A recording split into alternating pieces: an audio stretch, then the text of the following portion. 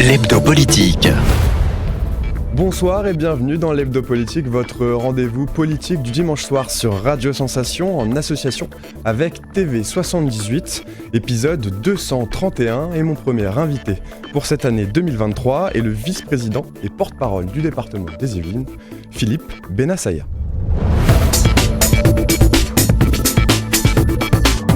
L'Hebdo Politique. Bonsoir Philippe Benassaïa. Bonsoir. Merci d'être avec nous ce soir. Vous êtes donc vice-président du département des Yvelines, délégué à la communication et au porte-parole, membre des Républicains. Vous avez été maire de Bois-d'Arcy entre 2014 et 2020, puis député de la 11e circonscription des Yvelines entre 2020 et 2022.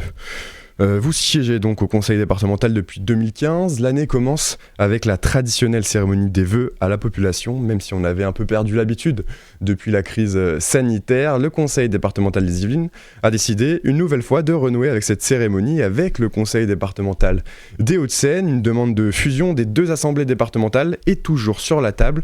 Ça fait des années que ce projet est sur la table avant que donc... Pour l'instant, ça n'a toujours pas abouti. Est-ce qu'en 2023, il y aura des avancées dans ce dossier ? Alors c'est vrai que pour certains, ça peut être un serpent de mer, la fusion. Mais en fait, non, quand on le vit au quotidien, c'est tout autre. On vit vraiment l'acheminement vers, au pire, une mutualisation entre nos départements, au mieux, une véritable fusion. On y travaille depuis des années. Il faut savoir quand même qu'on a pris un peu de retard. Pourquoi ? D'abord parce que c'est la vie. Et que c'est surtout c'était l'objectif de deux hommes, Pierre Bédier et Patrick Devedjian. Avec la malheureuse disparition de Patrick Devedjian, le projet a pris un peu de retard que le nouveau président des Hauts-de-Seine, M. Siffredi, a comblé. Donc on y travaille, on mutualise, il y a beaucoup de services qui sont déjà mutualisés, on siège en commun. Régulièrement, nos deux départements siègent en commun, très souvent, ce qu'on appelle, c'est l'EPI qui siège, c'est-à-dire l'établissement public intercommunal qui siège, c'est-à-dire le département des Yvelines et le département des Hauts-de-Seine. Donc ça avance, mais il faut être deux pour avancer. Il faut qu'il y ait d'un côté les collectivités et de l'autre l'État. Le problème, vous allez me dire, qui est fautif dans l'affaire ? Je vais vous répondre, l'État. Parce que c'est l'État qui bloque, en général, les fusions de départements. C'est assez rare qu'on fusionne.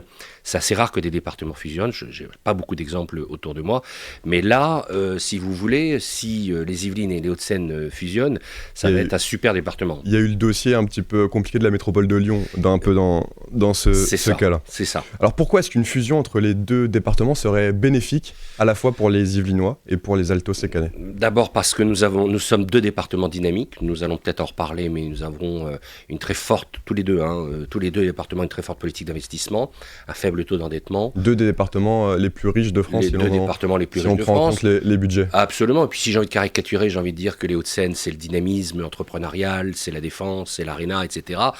Et puis les Yvelines, c'est l'espace, c'est aussi le patrimoine, c'est aussi la culture, c'est aussi l'entreprise, parce que lorsque vous totalisez le nombre d'entreprises qu'il y a dans les Hauts-de-Seine, dans les Yvelines, c'est quand même extrêmement important, donc ça vaut le coup quand même. Et est-ce que l'État n'est pas réticent parce que ça formerait justement un département trop puissant par rapport aux autres départements franciliens notamment ? J'ai entendu dire ça, j'ai entendu dire que ça allait être un État dans l'État, ce qui est totalement faux, puisque les collectivités souffrent aujourd'hui surtout de recentralisation de l'État et pas de décentralisation, et c'est pour ça que ça bloque, c'est parce que l'État est en train de se recentraliser, on n'a jamais connu ça d'ailleurs. Oui, c'est ça, et puis aussi il y a des convergences, c'est l'Ouest parisien, c'est l'Ouest parisien qui se développe de manière forte, et donc voilà pourquoi on mutualise énormément en ce moment, quoi. Alors avec plus de 3 millions d'habitants, cette fusion Yvelines-Hauts-de-Seine ferait de ce futur département le plus grand en termes de population en France. Alors ce soir-là, lors de la cérémonie des vœux, une demande d'une plus grande décentralisation a également été évoquée par Pierre Bédier, vous venez de l'évoquer. Pierre Bédier qui a dit, je cite, « Dans le domaine de la décentralisation, rien ne se passe, rien ne se fait, et je dirais même plus gravement, rien ne se pense ». Alors vous souhaitez, plus de compétences au niveau départemental. Qu'est-ce que vous demandez exactement à l'État ? Honnêtement, il a tout à fait raison. Je crois qu'on n'a jamais connu une période aussi centralisatrice qu'en France aujourd'hui, quoi. Je suis étonné de la part d'ailleurs du président Macron, qui est plutôt, on va dire, un libéral, de droite ou de gauche, c'est pas à moi de juger. C'est plutôt quelqu'un qui connaît un petit peu le tissu économique, le tissu... voilà, et je comprends pas pourquoi, mais d'un autre côté, c'est un serviteur de l'État, un ancien serviteur de l'État. Son équipe, ce sont tous des serviteurs de l'État, des énarques, etc., qui ont une vision très parisienne, très centralisatrice, très jacobine de la politique. Ce sont souvent des personnes qui ne sont pas élues, qui ne l'ont jamais été, lui-même d'ailleurs. Donc ils n'ont pas cette fibre, ce tissu des territoires. Et de toute façon, c'est peine perdue pour eux, je pense, et c'est peine perdue pour ce gouvernement et même pour les gouvernements futurs. Vous voyez, je suis très, très, très objectif. Les territoires prendront de plus en plus d'importance dans les politiques publiques françaises et européennes, parce que c'est nous qui donnons le là sur le terrain, et c'est nous qui avons apporté des solutions. Je vais vous donner juste un exemple, le Covid. Qui a réglé le problème du Covid ?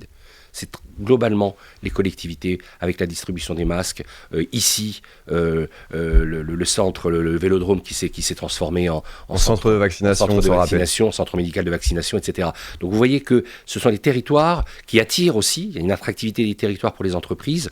Je pense que c'est peine perdue. Le jacobinisme français est une vieille idée qu'on apprend encore dans les grandes écoles françaises pour créer des petits marquis de l'État, mais je crois qu'aujourd'hui, le pouvoir est dans les territoires, et on le voit tous les jours. On en reparlera peut-être sur les circulations douces, sur les entreprises, sur le social, sur l'éducation, etc., etc. Alors l'actualité au Conseil départemental des Yvelines en ce début d'année, c'est aussi cette perquisition qui a eu lieu donc au siège à Versailles. Elle vise Pierre Bédier, le président, dans le cadre d'une enquête pour atteinte à la probité. Cette enquête concerne une subvention départementale de plus d'1 million d'euros versée en 2018 pour la construction d'une maison médicale. Un projet porté par une société civile immobilière codétenue par le beau-frère de Pierre Bédier. Alors l'enquête est toujours en cours. Il y a le principe de présomption d'innocence, évidemment. Est-ce que le Conseil départemental souhaite réagir à cette affaire ? Non, parce qu'en fait, l'institution n'est pas visée. Vous venez de le dire dans votre topo que c'est une enquête qui vise Pierre Bédier, malheureusement, mais qui vise quand même le président du département. Mais via une subvention départementale. Oui, tout d'abord, mais l'institution n'est pas touchée. Et puis en plus, je ne vais pas commenter une décision de justice, on ne va pas le faire ici, je ne le ferai pas ailleurs non plus. Donc c'est en cours, c'est quelque chose qui nous affecte bien évidemment, parce que ça touche le Montois, enfin c'est quelque chose qui se passe à Mantes-la-Jolie, ça touche notre président bien évidemment, mais l'institution en tant que telle n'est pas, ce ne sont pas un dysfonctionnement des services du département ou autres qui font qu'il y a eu une perquisition, comme vous dites, au département. C'est une affaire qui est pendante, comme on dit, qui va être longue, je pense, pour le président Bédier, mais c'est, de toute façon, moi je vais vous dire, on fait corps dans ce sens où on laisse la justice, bien évidemment, travailler, et puis on en reparlera, mais je vais pas commenter une décision de justice ici, quoi. 2023, nouvelle année, nouveau budget pour le département dans un contexte marqué par l'inflation et l'augmentation des coûts énergétiques. Le département a voté un budget de 1,9 milliard d'euros cette année. Alors quelles sont les grandes lignes de ce budget 2023 ? Vous savez, on est un département qui est très très bien géré. Vous l'avez dit, vous l'avez très très bien dit, on a un budget d'1 milliard 900 millions d'euros, c'est beaucoup. Vous imaginez donc l'un des plus importants pour un département en France. Vous imaginez si on fusionne avec les Hauts-de-Seine, ce que ça donnerait. Mais le plus important, c'est pas les chiffres, mais je vais vous en donner un quand même parce que ça va vous donner un petit peu l'importance de notre département. Qu'est-ce qu'un département ? Excusez-moi, je vais prendre juste 10 secondes. Qu'est-ce qu'un département ? Un département, c'est un échelon de proximité qui donne des réponses au quotidien. Sur l'éducation, les collèges, sur le social, le médico-social, sur les routes, sur les plans de circulation douce, etc. La petite enfance, je passe. L'aide aux communes rurales via plusieurs agences, dont notamment l'agence ingénierie, que j'ai présidée pendant 3 ans, les pompiers, le SDIS, etc. Vous vous rendez compte ce que ça implique dans le quotidien des Français, et des Yvelinois notamment.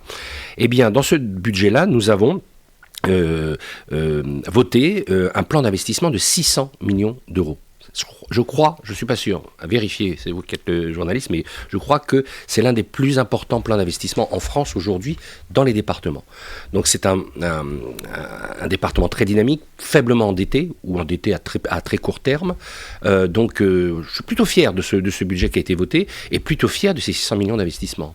Alors si je découpe un peu le budget, donc 712 millions pour les missions de solidarité, 38% du budget, 508 millions donc pour l'attractivité territoriale, 468 millions pour l'enfance, la jeunesse, et donc 6% du budget consacré à la gestion du département. Le département avance donc, comme vous venez justement de le faire, un faible recours à l'endettement dans sa gestion. C'est même l'un des départements les moins endettés de France. Alors qu'est-ce qui explique ces résultats économiques aujourd'hui ? Vous savez, quand on est en crise, c'est comme dans une commune. Quand on est en crise, le premier réflexe qu'il faut avoir, c'est pas la fébrilité ou l'immobilisme, c'est l'action. Il faut agir. On est en crise en France depuis tout le temps. On ne va pas dire que c'est aujourd'hui avec l'énergie. Hier, c'était le Covid. Avant-hier, c'était les baisses des dotations de l'État aux collectivités, et ainsi de suite, ainsi de suite. On a toujours été en crise. Bon. Donc, l'objectif, c'est justement d'agir. Eh bien, le département agit énormément. Nous allons en parler avec plusieurs sujets, les collèges, les maisons médicales, etc., les circulations douces. Ce département a une attractivité incroyable. D'abord, on a beaucoup d'entreprises. Il ne faut pas oublier que ce sont les entreprises qui créent la richesse. Ce n'est pas le département qui crée la richesse. Le département redistribue une richesse qu'il possède par beaucoup de mécanismes, on ne va pas rentrer dans les détails, mais notamment les entreprises. Et nous avons un tissu économique très important sur la Seine, mais également aussi à Saint-Quentin, bien évidemment, qui est un pôle économique et d'innovation incroyable, etc., etc. Donc, ce qui fait la force de ce département, c'est sa diversité économique, sa diversité sociale, sa diversité patrimoniale, culturelle, etc. Nous avons une chance inouïe. Alors, franchement, je suis pas en train de... Vous allez me dire, je suis porte-parole, donc je ne vais pas dire du mal du département. Mais vraiment, quand on compare et que je vous dis, voilà, c'est 2 milliards, le budget du département, c'est 600 millions d'investissements, on a presque tout dit. Alors on va parler maintenant des projets d'investissement. Justement, pour l'année en cours, le département gère les collèges. 90 000 collégiens yvelinois bénéficieront donc jusqu'en 2026 d'un cartable numérique. 19 millions d'euros y seront consacrés cette année. Alors concrètement, que contient ce cartable numérique ? Alors d'abord, c'est une des compétences du département, c'est-à-dire l'innovation, le numérique. Je crois qu'on va distribuer au total 130 000 cartables numériques, ce qui est énorme. Vous avez dit 19 millions d'euros. Oui, j'aurais dit un petit peu moins, j'aurais dit 16-17 millions, mais tant mieux si c'est 19 millions. C'est un cartable numérique qui va être donc distribué notamment dans les collèges, forcément, puisque c'est la compétence du département. C'est un cartable numérique qui va dans lesquels il va y avoir beaucoup de ressources pédagogiques et beaucoup de ressources pour que les élèves yvelinois puissent travailler en toute autonomie sur des ressources pédagogiques, histoire, géographie, maths, de manière souvent ludique d'ailleurs, et souvent très très pédagogique. C'est l'avenir. C'est un débat aussi, certains ne sont pas forcément d'accord avec cette idée de cartable numérique, mais aujourd'hui ça fait tout le monde s'équipe de cartable numérique, y compris dans les communes aujourd'hui, et donc le département fait un gros effort quand même. 130 000 cartables numériques, c'est beaucoup. Alors puisqu'on parle des collèges justement, un nouveau collège devrait voir le jour dans les Yvelines en 2025 à Sartrouville. Un coût de 80 millions d'euros est évoqué, pris en charge par le département et la ville. Alors le nouveau collège fera 600 places. J'imagine que vu le contexte, ce nouvel établissement prendra également en compte des enjeux environnementaux. Oui, mais en plus, ça fait partie du plan ambitieux, notamment d'investissement du département pour les collèges. Il n'y a pas que ce collège-là, il y a aussi la reconstruction totale du collège Albert Einstein de Magny-les-Hameaux. Les collèges sont en mouvement dans les Yvelines, et on prend en compte plusieurs choses. La capacité d'accueil, mais également l'environnement, voilà, tout ce qui est enjeu climatique aussi. On est en train de créer des collèges 2.0 ou 3.0 dans les Yvelines. On ne construit plus le collège des années 70, comme j'ai par exemple dans ma ville à Bois d'Arcy. J'ai un collège qui est très bien, parfait, il est super, ça s'appelle le collège Mozart, mais il date des années 70. On voit la construction, l'esthétique qui est très ancienne. Aujourd'hui, maintenant, les collèges sont passés à la vitesse supérieure avec la transition énergétique, prise en compte. Il va falloir aussi réduire les factures. Il faut réduire les factures et tout ça, donc tout est pris en compte, l'éclairage LED, enfin toutes ces choses-là. On ne peut plus faire sans l'enjeu environnemental aujourd'hui. Alors en ce début d'année, le débat sur l'uniforme à l'école est revenu. Alors une loi donc portée par le Rassemblement national, mais la majorité pourrait revenir prochainement donc sur ce sujet à l'Assemblée nationale. Est-ce que vous y êtes favorable à des uniformes dans les collèges des Yvelines ? J'ai pas votre âge, moi je suis un petit peu plus âgé que vous de quelques mois, mais j'ai connu la fin de l'uniforme, et quand je revois les photos de classe lorsqu'on était en CP ou en CE1, ça donnait une image plutôt homogène de la diversité sociale française, ça donnait une image de cohésion aussi. Et aujourd'hui, avec le numérique, les réseaux sociaux, je pense qu'il faut une protection. Moi, je suis plutôt favorable à l'uniforme. Je vois que la majorité gouvernementale réfléchit à la question. La première dame. La première dame, la First Lady, comme on dit. Brigitte Macron. Brigitte Macron y est plutôt favorable aussi. Alors, sous quelle forme uniforme, j'en sais rien, j'ai pas réfléchi, mais c'est vrai que ça pourrait être une bonne idée pour justement gommer les inégalités. Alors l'investissement dans les Yvelines, c'est aussi la question des transports, qui est une compétence régionale. Alors que les travaux du Grand Paris se poursuivent, le département soutient cette année le projet EOL à hauteur de 43 millions d'euros pour relier donc Mantes-la-Jolie à la Défense. Les transports sont de plus en plus compliqués pour les habitants de Grande Couronne. Les voyageurs n'ont pas forcément l'impression que ça s'améliore malgré les augmentations tarifaires. Comment le département y travaille malgré le fait que ce ne soit pas sa compétence directe? Mais vous avez tout à fait raison. Je crois que vous avez souligné la dichotomie qu'il y a entre la modernisation des transports et l'insatisfaction des usagers.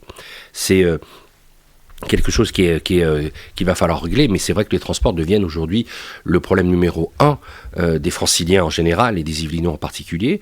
Il y a le projet EOL, vous l'avez rappelé, c'est plus de 40 millions d'euros, je crois, c'est ça vous avez 43 millions d'euros cette année. Exactement, 43 cette année. Donc vous voyez que c'est aussi un gros investissement. Il y a le T13 que nous venons d'inaugurer en 2022, je crois que c'était en juillet 2022. C'est dans le T13, le département y consacre 25 millions d'euros aux travaux. Absolument. Et c'est dans mon canton de Saint-Cyr-l'École, avec ma binôme Sonia Brault, qui est maire de Saint-Cyr-l'École. On l'a inauguré pour la tranche, bien sûr, Saint-Cyr-l'École, Saint-Germain-en-Laye, et nous travaillons aujourd'hui pour le prolongement de la ligne de Saint-Germain-en-Laye à Achères. Donc, entre l'Éole, Mantes, la Défense, le T13, ça bouge. Ça bouge. Maintenant, il faut régler le problème de la régularité, des fréquences, de tous ces sujets-là. Mais je suis un peu, pas déçu, mais je m'interroge souvent parce que c'est vrai que je sais que les usagers sont insatisfaits, que c'est pas forcément une compétence départementale, c'est une compétence régionale, c'est vrai. Et de l'autre, il y a un effort incroyable quand vous voyez les nouvelles rames, un peu partout, pas simplement d'ailleurs dans les Yvelines, vous vous dites que ça bouge beaucoup quand même dans les transports en Ile-de-France. Et donc un jour, il va falloir qu'il y ait cette cohérence entre satisfaction des usagers et modernisation des transports. Peut-être lorsque le Grand Paris Express sera achevé, on verra. Dans le dossier transport, il y a aussi les mobilités douces. Le département a voté une aide de 880 000 euros pour l'agglomération de Saint-Quentin en Yvelines, afin qu'elle développe de nouvelles pistes cyclables. Alors on investit pour que même en Grande Couronne, finalement, le réflexe voiture ne soit pas utilisé. Oui, alors c'est compliqué parce que bon, on peut dire c'est génial les circulations douces, c'est vrai. D'ailleurs, on y a investi beaucoup dans le département des Yvelines. On a un plan vélo, vous le savez, 2022-2027 qui est très très important, plusieurs dizaines de milliers d'euros.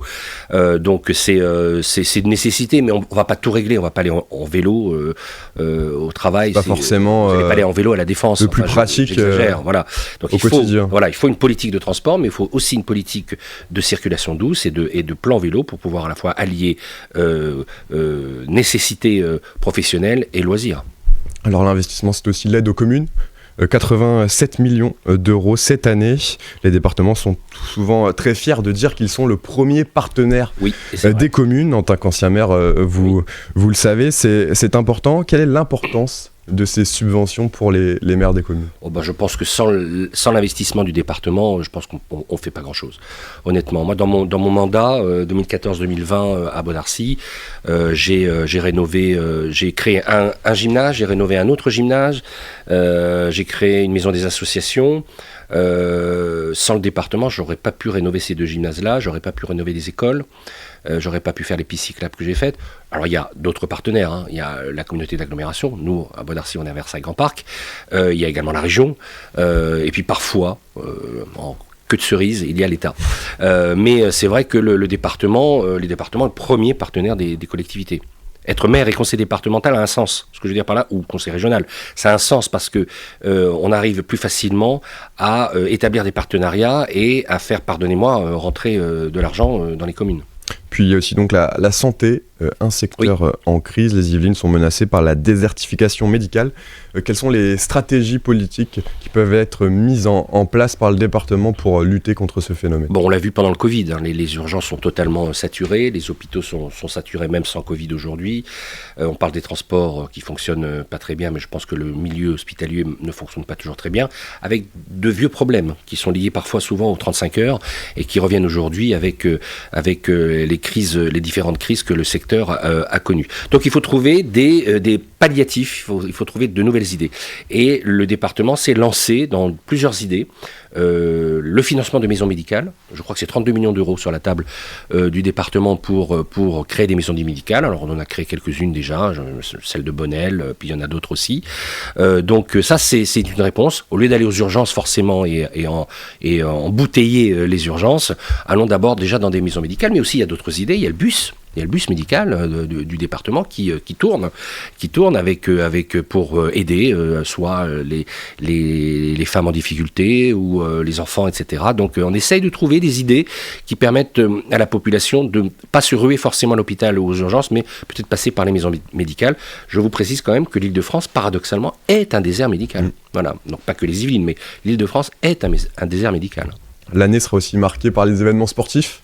Dans le département, le Paris-Nice s'élancera le 5 mars de La Verrière, puis en juillet sera au tour du Tour de France de faire étape donc au Vélodrome National pour la dernière étape traditionnelle jusqu'aux Champs-Élysées à Paris. Il y a un ADN très fort entre les Yvelines et le cyclisme. Oui, on n'en parle pas souvent d'ailleurs de la relation, alors je vais m'y atteler en tant que porte-parole, mais on ne parle pas souvent de l'ADN sport Yvelines.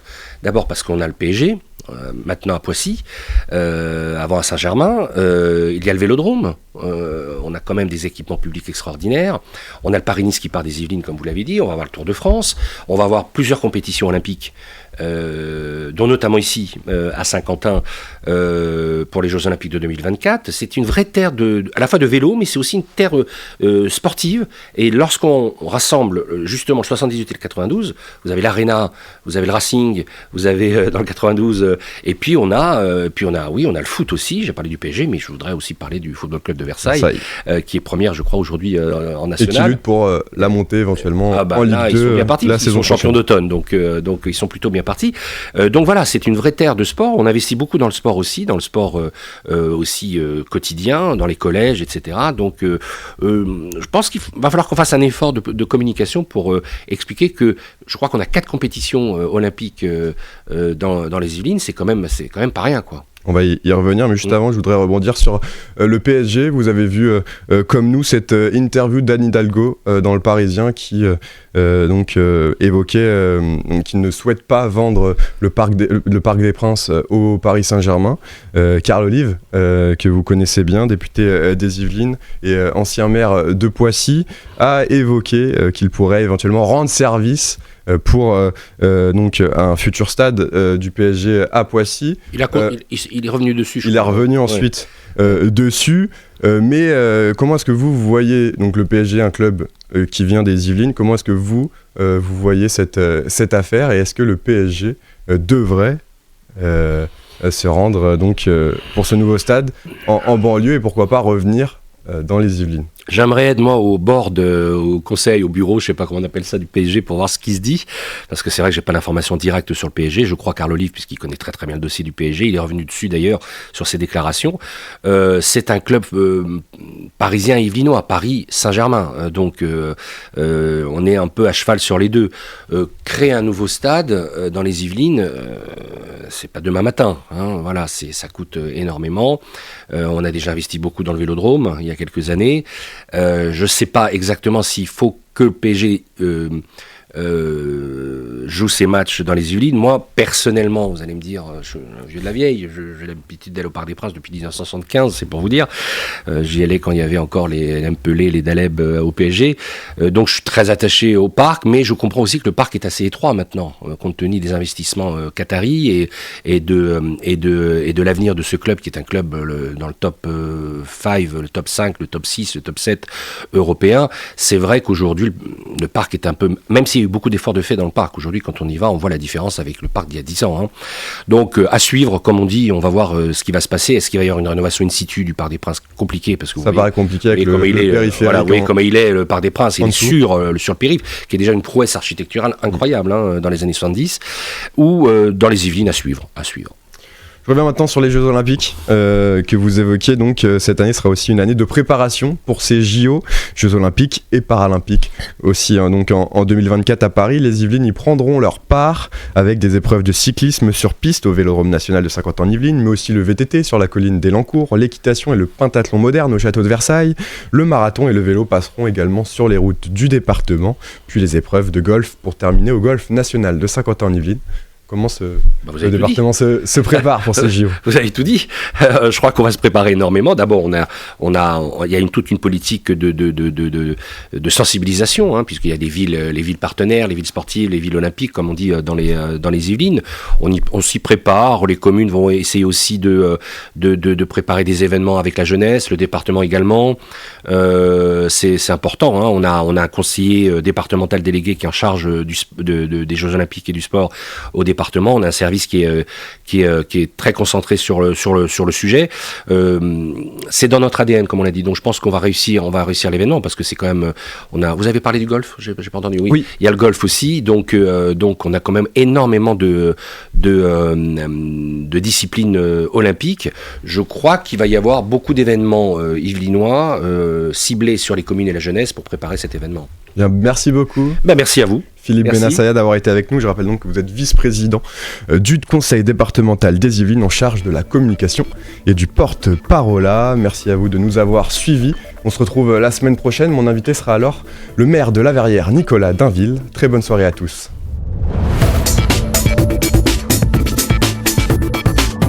L'hebdo politique.